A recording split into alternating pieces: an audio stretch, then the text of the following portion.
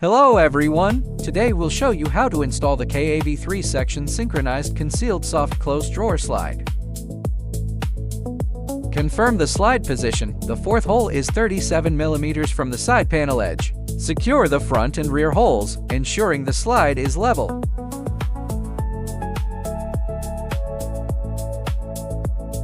Drill a 6 mm 10 mm deep hole for the rear hook. Position 7 mm from the back panel side and 11 mm from the bottom. Secure the 3D handle tightly against the drawer edge.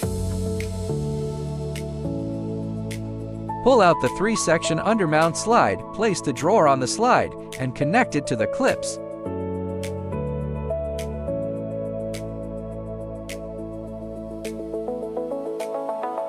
Adjust up or down, left or right, and front or back until the drawer is level. Test for smooth operation and silent soft close performance.